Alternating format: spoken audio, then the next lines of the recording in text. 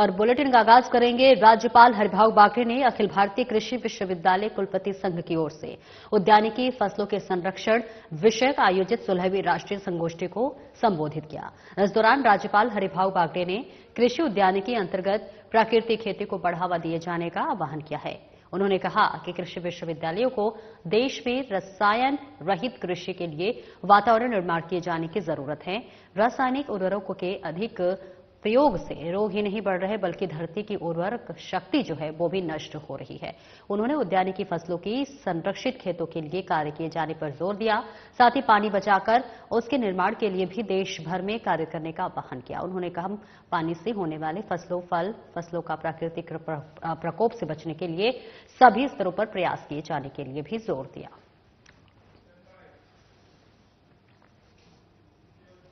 और प्रधानमंत्री नरेंद्र मोदी ने रविवार को मन की बात कार्यक्रम 117वें संस्करण में देशवासियों को संबोधित किया।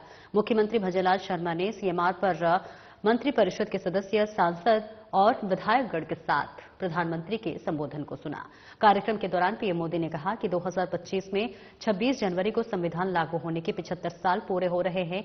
ये हमारे लिए गर्व की बात है। संविधान हमारे लिए गाइडिंग लाइट है, हमारा मार्गदर्शक है। संविधान की वजह से ही आज मैं आपसे बात कर पा रहा हूं। उन्होंने कहा कि इस साल 2024 में 26 नवंबर को संविधान दिवस से एक साल तक चलने वाली कई एक्टिविटीज शुरू हुई है। देश के नागरिकों को संविधान की विरासत से जोड़ने के लिए जो है constitutions75.com पर नाम से एक खास वेबसाइट भी बनाई गई है। बता दें कि इससे आप संविधान की प्रस्तावना पढ़कर अपना वीडियो अपलोड कर सकते हैं। वहीं पीएम के संबोधन को सुनने के बाद सीएम भजनलाल शर्मा ने कहा कि प्रधानमंत्री नरेंद्र मोदी के मन की बात में उद्बोधन सदैव देशवासियों के लिए प्रेरणादायी होते हैं। उन्होंने सुनकर उनको नवीन ऊर्जा का संचार होता है। देश निरंतर उपलब्धियां हासिल कर रहा है, इसको जानकर हमें गर्व की अनुभूति होती है। साथ ही उन्होंने कहा कि यशस्वी प्रधानमंत्री मोदी के नेतृत्व में देश विकसित भारत के पथ पर तेजी से आगे बढ़ रहा है।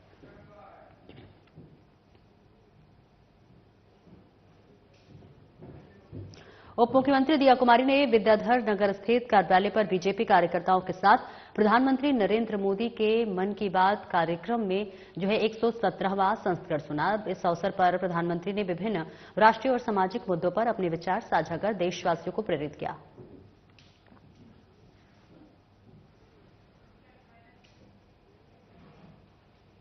और वहीं मुख्यमंत्री भजनलाल शर्मा ने कहा कि प्रदेश का सर्वांगीण विकास और प्रदेशवासियों का कल्याण ही राज्य सरकार का एकमात्र ध्येय है। उन्होंने कहा कि सरकार के इस ध्येय की पूर्ति में प्रत्येक विधानसभा क्षेत्र के विधायक की अहम भूमिका है। इसलिए एक जनप्रतिनिधि के रूप में विधायकों को समर्पण भाव के साथ जनहित के कार्यों के लिए तत्पर रहना चाहिए। सीएम ने शनिवार को मुख्यमंत्री निवास पर कोटा संभाग के विधायकों के साथ पिछले बजट की घोषणाओं के क्रियान्वयन और आगामी बजट की तैयारियों से संबंधित बैठक को संबोधित कर रहे थे। उन्होंने कहा कि एक विधायक को उसके विधानसभा क्षेत्र की जनता बहुत आकांक्षाओं और उम्मीदों के साथ चुनकर भेजती है। ऐसे में जनप्रतिनिधियों का दायित्व है कि वो जनता के भरोसे पर खरा उतरें। मुख्यमंत्री ने बैठक में प्रत्येक विधायक से उनके विधानसभा क्षेत्र से संबंधित बजट घोषणाओं के कार्यों की प्रगति की विस्तृत जानकारी दी।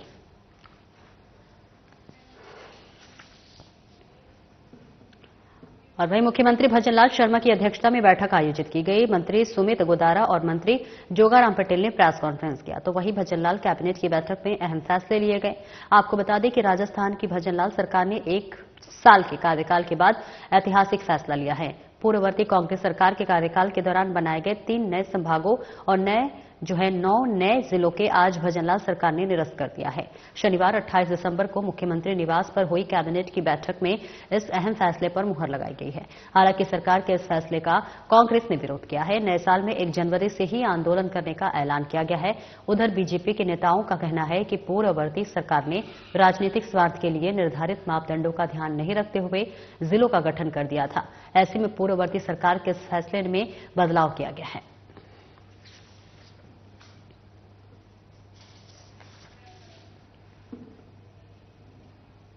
और वहीं मुख्यमंत्री भजनलाल शर्मा की अध्यक्षता में शनिवार को मुख्यमंत्री कार्यालय में आयोजित मंत्रिमंडल की बैठक में कर्मचारी कल्याण के साथ साथ युवाओं के हित में सुशासन और समग्र विकास सुनिश्चित करने के लिए प्रशासनिक दृष्टि से महत्वपूर्ण फैसले किए गए हैं।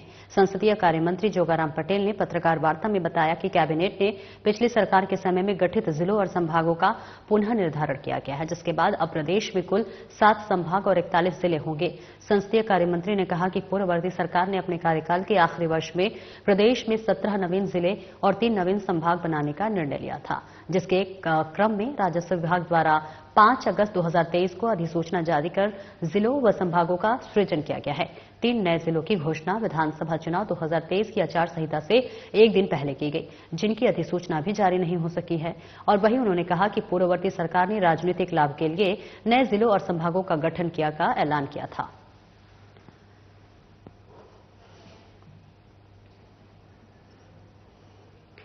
मुख्यमंत्री भजनलाल शर्मा सरकार की कैबिनेट बैठक के बाद विपक्ष की ओर से की गई अनर्गल बयानबाजी पर पलटवार करते हुए कैबिनेट मंत्री अविनाश गहलोत और सुमित गोदारा ने विपक्ष के बयान को बचकाना और बेतुका बताया है। कैबिनेट मंत्री अविनाश गहलोत ने कहा कि पूर्ववर्ती कांग्रेस की भ्रष्ट सरकार ने कभी सोचा तक नहीं कि आजादी के 67 साल में केवल 7 नए जिले बनाए गए हैं, जबकि उन्होंने राजनीतिक लाभ प्राप्त करने के चलते चुनावी साल के अंतिम 6 माह में 17 नए जिले और 3 संभाग बनाने की घोषणा कर दी है। कांग्रेसी नेताओं की ओर से राजनीतिक लाभ के लिए आनन फानन में उठाए गए फैसले से यह स्पष्ट हो गया था कि उनकी सोच एक थी और हम तो डूबेंगे ही, साथ में तुम्हें भी डुबाएंगे। वहीं कैबिनेट मंत्री अविनाश गहलोत ने कहा कि सरकार के निर्णयों पर प्रतिक्रिया नेता प्रतिपक्ष को देनी चाहिए थी, लेकिन डोटासरा ने यहां भी अतिक्रमण करते हुए पहले प्रेस वार्ता की। डोटासरा, जूली और गहलोत विपक्ष की भूमिका में रहते हुए भी बेतुकी बयानबाजी दे रहे हैं। उन्हें बीजेपी सरकार के फैसलों का स्वागत करना चाहिए था। इसी के साथ उन्होंने जमकर निशाना साधा।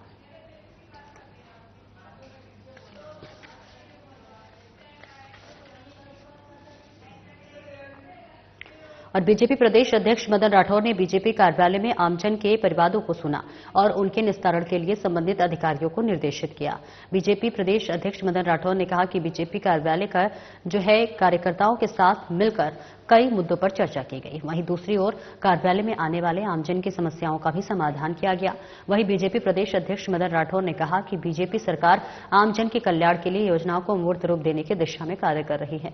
मुख्यमंत्री भजनलाल शर्मा युवा, महिला, गरीब और किसान के साथ हर वर्ग और हर समुदाय के लिए जनहितैषी कार्य कर रहे हैं। अब मुख्यमंत्री भजनलाल शर्मा सभी विधायकों के साथ संवाद कर उनके क्षेत्र की मुख्य समस्याओं पर भी चर्चा कर रहे हैं। ये मुख्यमंत्री भजनलाल शर्मा की अच्छी पहल है।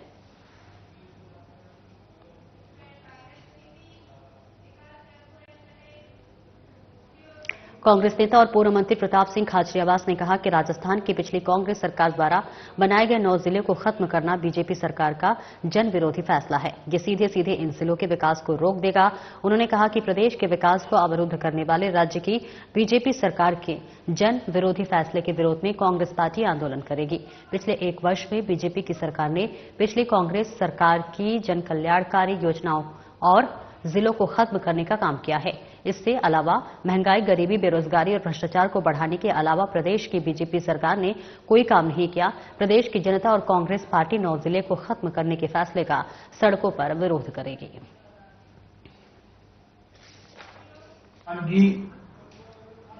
भाजपा की भजनलाल सरकार की 1 वर्ष की सबसे बड़ी उपलब्धि नजर आ गई। 9 जिले खत्म कर दिए, एक भी नया जिला बनाया नहीं, एक भी विकास किया नहीं, 1 रुपया खर्च किया नहीं, जनता को कुछ मिला नहीं। दवाई है नहीं अस्पताल में, फ्री दवा मिलती नहीं है, हालात बहुत खराब है, कानून व्यवस्था चौपट है, जनता की सुनने वाला कोई नहीं। आप मुझे ये बता दीजिए, आप पहले राशन में किट मिलता था, आपने किट बंद कर दिया। स्कूल में बच्चों को दूध मिलता था, 1 वर्ष से बच्चों को दूध नहीं मिल रहा सरकारी स्कूल के बच्चों को। आपने सरकारी स्कूल के बच्चों की यूनिफॉर्म बंद कर दी। आप 2000 यूनिट तक हम किसान को बिजली फ्री देते थे, 0 बिल आता था। अब उस किसान को 800-1000 रुपए उसके लगने शुरू हो गए। यहां पर आपने जो नया कनेक्शन लेता है उसका बिजली का बिल माफ नहीं हो रहा, पानी के दाम आपने बढ़ा दिए। अब आप सब मनमानी पर आ गए। तो अब आपने 9 जिले खत्म कर दिए। सुन लीजिए, सड़कों पर लड़ेंगे, संघर्ष करेंगे, आंदोलन होगा। और भाजपा की सरकार यही चाहती थी कि कोई ऐसा काम करने जिससे जनता आंदोलन पर उतर जाए और उनको कुछ नहीं करना पड़े। ये राजस्थान की जनता की पीठ में खंजर घोंपा है और राजस्थान की जनता हमेशा याद रखेगी कि ये 9 जिले खत्म करने से राजस्थान का विकास रुक जाएगा और प्रदेश की भजनलाल सरकार को विकास से, प्रदेश से, गरीबी से, महंगाई से, बेरोजगारी से कोई मतलब नहीं है। आज ये जिले खत्म करके फिर जनता के अधिकार खत्म कर दिए, इससे जनता का और प्रदेश का विकास रुक जाएगा। और राजस्थान सरकार की कैबिनेट बैठक के बाद 9 नए जिले को खत्म कर दिए गए हैं, जहां जन विरोधी निर्णय पर नेता प्रतिपक्ष टीकाराम जूली ने कहा कि ये बीजेपी के दोहरे चरित्र और प्रतिशोध की राजनीति का उदाहरण है। जूली ने कहा कि इसी वर्ष अगस्त के महीने में केंद्रीय गृह मंत्री अमित शाह ने लद्दाख जैसे छोटे केंद्र शासित प्रदेश में 5 नए छोटे जिले बनाने की घोषणा की थी और राजस्थान, जो कि देश का सबसे बड़ा राज्य है, उसमें बीजेपी की सरकार ने ही 9 जिले खत्म कर दिए हैं। ये फैसला निंदनीय और जनविरोधी है। कांग्रेस पार्टी इस निर्णय का कड़ा विरोध करती है और आने वाले दिनों में सदन से लेकर सड़क तक आंदोलन करेगी।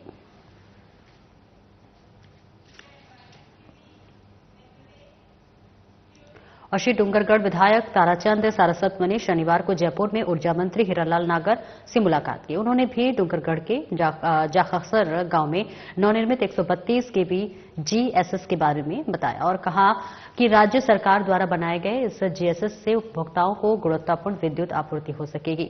उन्होंने इसके उद्घाटन के लिए मंत्री को आमंत्रित किया है और पुंडरास्तर में निर्माणाधीन जीएसएस का कार्य शीघ्र पूर्ण करवाने का आग्रह किया है। उन्होंने विधानसभा क्षेत्र के अन्य प्रगतिरत कार्यों के बारे में बताया, साथ ही आगामी बजट में कुछ अन्य स्थानों पर जीएसएस स्थापित करने की मांग की।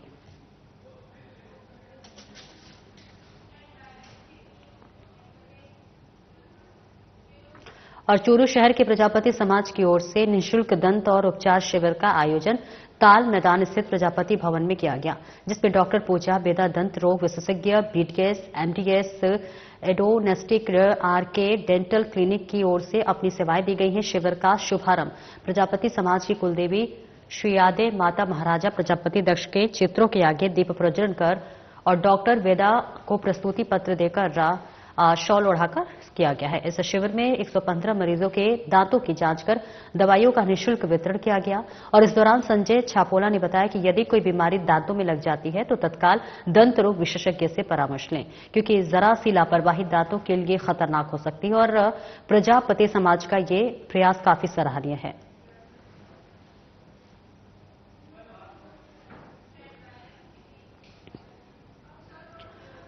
और जयपुर सहित राजस्थान के तमाम शहर रविवार सुबह कोहरे की चादर में लिपटे रहे। आपको बता दें कि घना कोहरे के कारण विजिबिलिटी 50 मीटर से भी कम रह गई।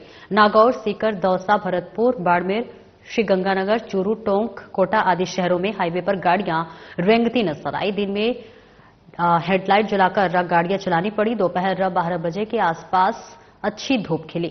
बता दें कि राजस्थान में पश्चिमी विक्षोभ का असर शनिवार को खत्म हो गया। मौसम विज्ञान केंद्र जयपुर ने राज्य में नए साल के आगमन तक तेज सर्दी पड़ने और न्यूनतम तापमान में बड़ी गिरावट होने की संभावना जताई और इसके साथ ही रविवार को राज्य के 28 जिलों में घने कोहरे पड़ने की चेतावनी जारी करते हुए येलो अलर्ट जारी किया है और इन्हीं 28 में से 11 जिलों में कोल्ड वेव यानी कि शीतलहर चलने की भी चेतावनी जारी है।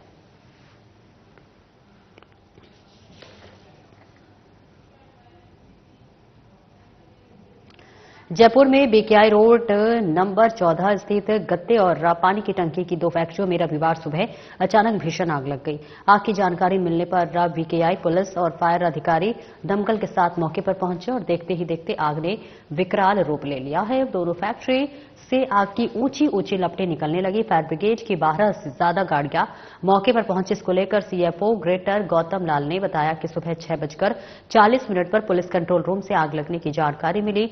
बीकेआई से 5 फायर ब्रिगेड, बनी पार्क से 2, बिंदायका से 2 और घाटगेट से 3 फायर ब्रिगेड को मौके पर बुलाकर आग पर काबू पाने की कोशिश शुरू की गई।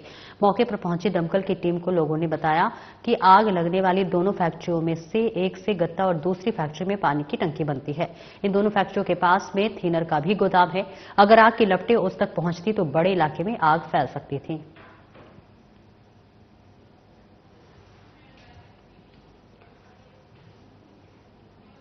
राजस्थान विधानसभा अध्यक्ष वासुदेव देवनानी ने कहा है कि वेदों से नई पीढ़ी को जोड़ने की आवश्यकता है। उन्होंने कहा कि वेदों की शिक्षाओं को सरल भाषा में बताया जाना आज की जरूरत है। देवनानी का कहना था कि हम कितने भी आधुनिक बन जाए, वेदों की शिक्षाओं की आवश्यकता हमारे जीवन में सदैव बनी रहेगी। देवनानी ने कहा कि वेद प्राचीनतम ग्रंथ है, लेकिन यह आज भी सामयिक है। उन्होंने कहा कि लोगों को सरल भाषा में वेदों का समझना बहुत ज्यादा जरूरी है।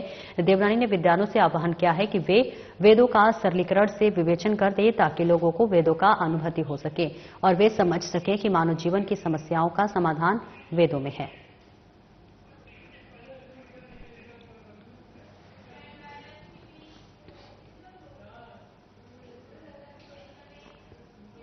और यात्रा के साथ संगीत में राम कथा का शुभारंभ किया गया। इस दौरान कलश यात्रा में महिलाओं की हुजूम देखने को मिली, जहां पर इस दौरान महिलाएं पारंपरिक परिधानों में सिर पर कलश लेकर चल रही थी। महिलाएं मंगल गीत गाती हुई नजर आईं, जहां पर आकर्षक झांकियां, बैंड बाजे और पुष्प वर्षा ने शहरवासियों और श्रद्धालुओं का मन मोह लिया। कलश यात्रा शहर के राजवाला कुएं से मुख्य बाजार होती हुई कथा स्थल तक पहुंची, जहां मंगल आरती के साथ ही कथा प्रारंभ हुआ। श्रीराम कथा का वाचन संत शंभू शरण लाटा द्वारा मारवाड़ी भाषा में किया गया और कथा 5 जनवरी तक रोजाना दोपहर 1 बजे से 5 बजे तक होगा। और इस मौके पर सेन समाज के अध्यक्ष धनराज भाटी, प्रधान प्रतिनिधि मधुसूदन राजपुरोहित, विकास रिनवा सहित अन्य सामाजिक लोग भी मौजूद रहे।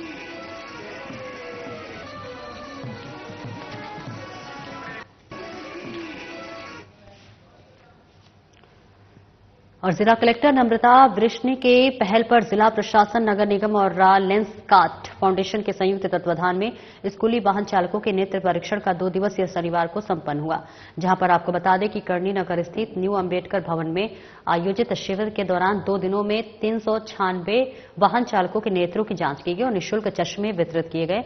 नगर निगम उपायुक्त यशपाल आहूजा ने शिविर का अवलोकन किया। उन्होंने कहा कि भविष्य में भी ऐसे कार्यक्रम आयोजित किए जाएंगे। बता दें कि सड़क दुर्घटनाओं पर प्रभावी अंकुश लगाए जाने की श्रृंखला में आयोजित होने वाले विभिन्न कार्यक्रमों के तहत यह आयोजन किया गया है।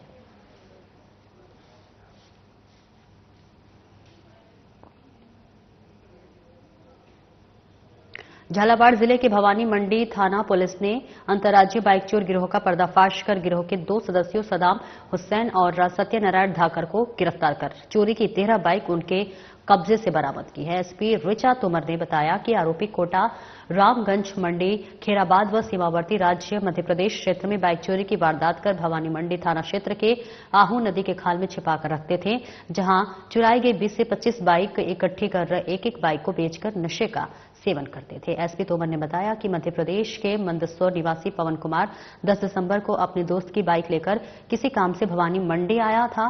शीला अस्पताल के सामने से अज्ञात चोर उसकी बाइक चोरी कर ले गया। सभी जगह तलाश करने के बाद 22 दिसंबर को परिवादी द्वारा घटना की रिपोर्ट दर्ज कराई गई थी।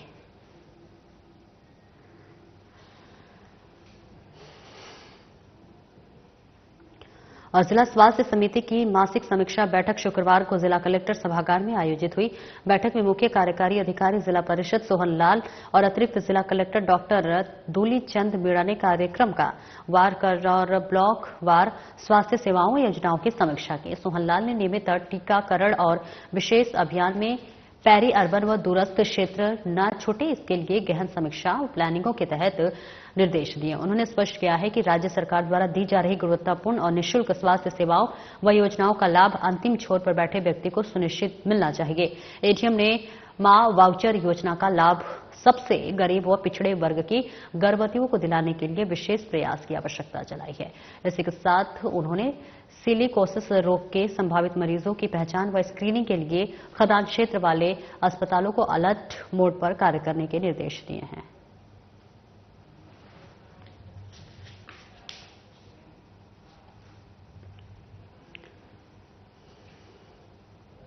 मानव कल्याण जन सेवा समिति के द्वारा चित्रकूट धाम में आयोजित करवाई जा रही श्रीमद् भागवत कथा का आज 5वें दिन के कथा वाचन अवध बिहारी शास्त्री ने भक्तों को गोवर्धन की पूजा की कथा का रसपान करवाया। साथ ही कथा वाचक अवध बिहारी शास्त्री ने कहा कि भगवान श्री कृष्ण के कहने पर ब्रजवासियों ने देवताओं के राज इंद्र की पूजा करते हुए गोवर्धन पर्वत की पूजा की, जिस पर इंद्र क्रोधित हो गए और संपूर्ण ब्रिज मंडल ने मूसलाधार बारिश शुरू कर दी, जिस पर भगवान श्री कृष्ण ने अपने बाल शाखाओं के साथ मिलकर गोवर्धन पर्वत को अपनी उंगली पर धारण कर ब्रिजवासियों की रक्षा की और इंद्र देव के घमंड को चूर कर दिया। इसके बाद भगवान श्री कृष्ण के साथ समस्त ब्रिजवासियों ने विभिन्न प्रकार के पकवान बनाकर गोवर्धन पर्वत की पूजा अर्चना की और उत्सव मनाया। साथ ही कथावाचक ने कहा कि भागवत कथा के सुनने मात्र से ही प्राणी के हर पाप जो है वो कट जाते हैं और माया रूपी संसार को छोड़कर प्राणी सीधा मोक्ष को प्राप्त होता है।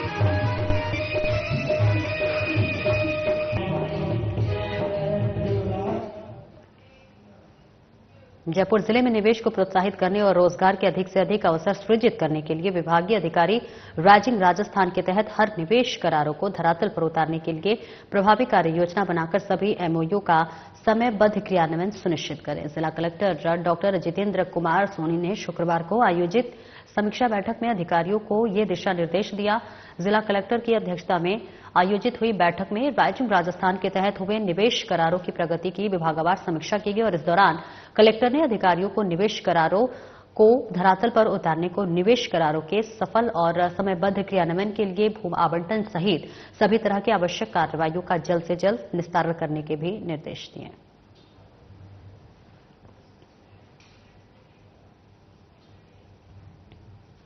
और राष्ट्रीय लोकतांत्रिक पार्टी के सुप्रीमो और नागौर से लोकसभा सांसद हनुमान बेनीवाल हरियाणा पहुंचे, जहां पर तेजा खेड़ा फार्म हाउस पहुंचकर हरियाणा के पूर्व मुख्यमंत्री व इनेलो के सुप्रीमो और दिग्गज किसान नेता रहे स्वर्गीय ओम प्रकाश चौटाला की शोक सभा में शामिल हुए। दिवंगत ओपी चौटाला के चित्र पर पुष्प अर्पित कर शोकाकुल परिजनों का ढांढस बंधाया।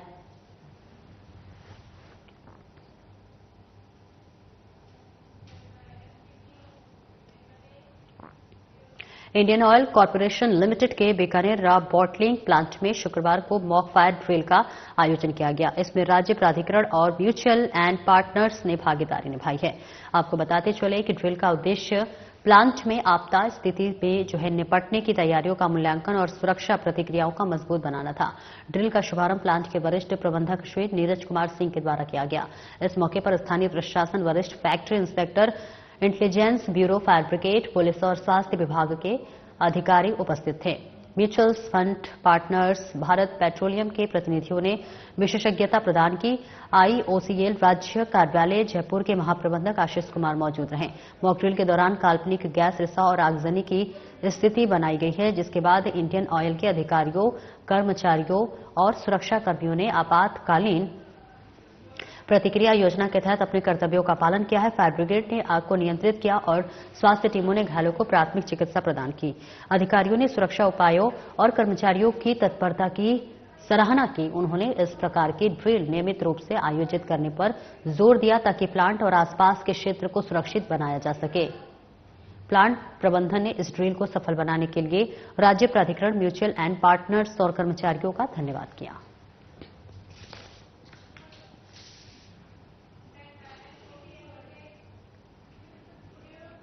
जयपुर विकास प्राधिकरण के तहत जोन 13 में निजी खातेदारी करीब 4 बीघा कृषि भूमि पर नवीन अवैध कॉलोनियों का प्रारंभिक स्तर पर ध्वस्त किया गया है। आपको बता दें कि जोन 12 ग्राम नारिकावास में जेटीएल स्वामित्व की सरकारी भूमि पर कब्जा अतिक्रमण मुक्त कराया गया। जोन 9 में ग्राम गोनेर में अनुमानित योजना बालाजी एनक्लेव में पार्क सुविधा क्षेत्र की भूमि को कब्जा अतिक्रमण मुक्त करवाया गया है। साथ ही जोन 14 में निजी खातेदारी करीब 10 बीघा कृषि भूमि पर नवीन अवैध कॉलोनियों का प्रारंभिक स्तर पर ही पूर्णतः ध्वस्त किया गया। ग्राम चंदलाई में 60 फीट रोड सीमा को कब्जा अतिक्रमण मुक्त करवाया गया। उप महानिरीक्षक पुलिस कैलाश चंद्र विश्नोई ने बताया कि जोन 13 के क्षेत्राधिकार में अवस्थित ग्राम लबाना दिल्ली रोड, जिला जयपुर में करीब 4 बीघा निजी खातेदारी कृषि भूमि पर जेडीए के बिना स्वीकृति, अनुमोदन और बिना भू रूपांतरण करवाए भूमि को समतल कर मिताशी नगर के नाम से विगत दिवसों में मौका पाकर रातों रात बनाई गई मिट्टी, ग्रेवल, सड़कें व अन्य अवैध निर्माण कर नवीन अवैध कॉलोनियों बसाने का सूचना प्राप्त होती प्रारंभिक स्तर पर ही आज जोन 13 के राजस्व व तकनीकी स्टाफ की निशानदेही पर प्रवर्तन दस्ते द्वारा जेसीबी मशीन व मजदूरों की सहायता से ध्वस्त किया गया।